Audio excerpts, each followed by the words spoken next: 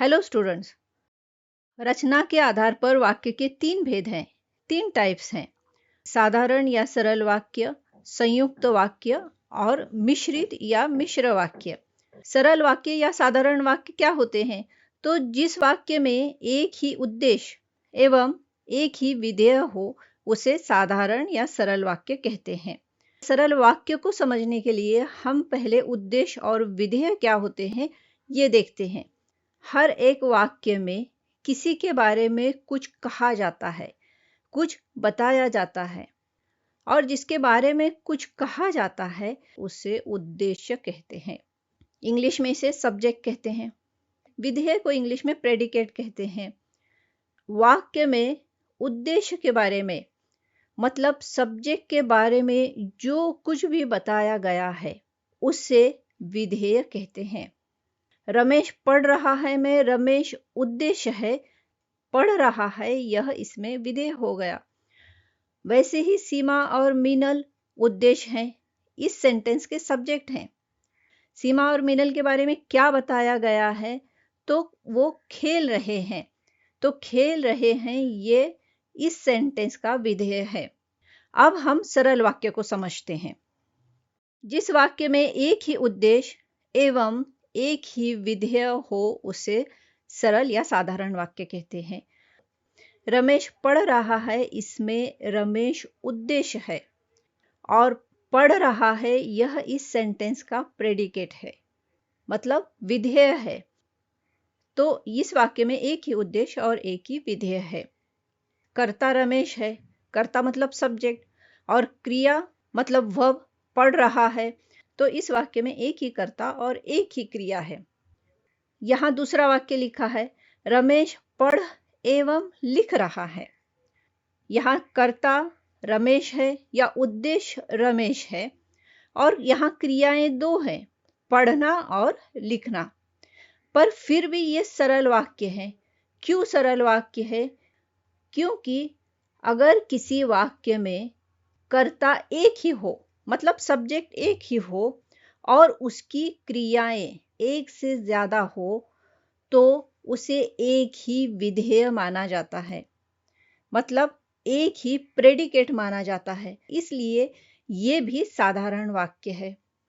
किसी वाक्य में एक से ज्यादा कर्ता हो, हाँ मोहन, रमेश, अजय ये तीनों सब्जेक्ट्स हैं, लेकिन उनकी क्रिया, उनकी एक्शन अगर सेम है तो उस वाक्य को भी साधारण वाक्य या सरल वाक्य ही माना जाता है। क्यों माना जाता है? क्योंकि इन तीनों कर्ताओं को एक ही उद्देश्य माना जाता है। सरल वाक्य समझने के लिए आपको उद्देश्य और विधेय ये याद रखना है। हम मिश्र वाक्य और संयुक्त वाक्य को कैसे पहचानेंगे? हम पहले संयुक्त वाक्य को समझते हैं।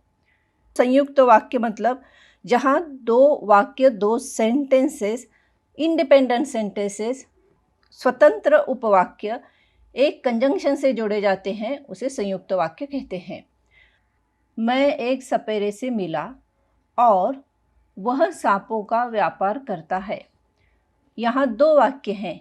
मैं एक सपेरे से मिला, यह एक इंडिपेंडेंट सेंटेंस है, और वह सांपों का व्यापार करता है, यह दूसरा इंडिपेंडेंट सेंटेंस है। मतलब ये दोनों भी वाक्य मीनिंगफुल है, एक कंप्लीट सेंटेंस है।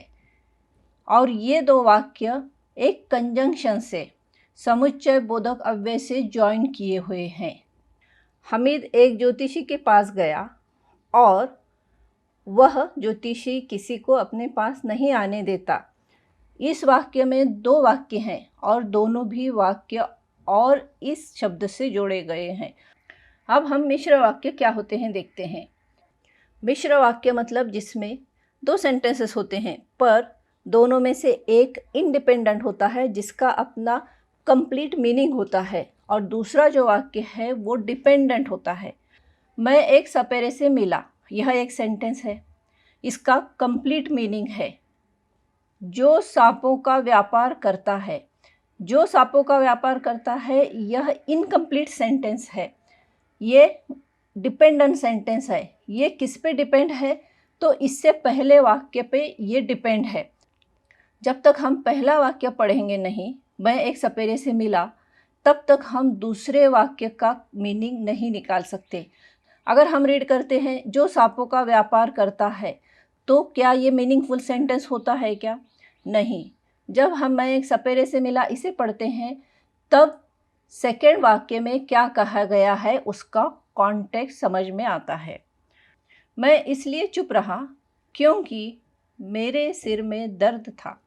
अब इसमें मेरे सिर में दर्द था, यह एक कंप्लीट सेंटेंस है, इंडिपेंडेंट सेंटेंस है।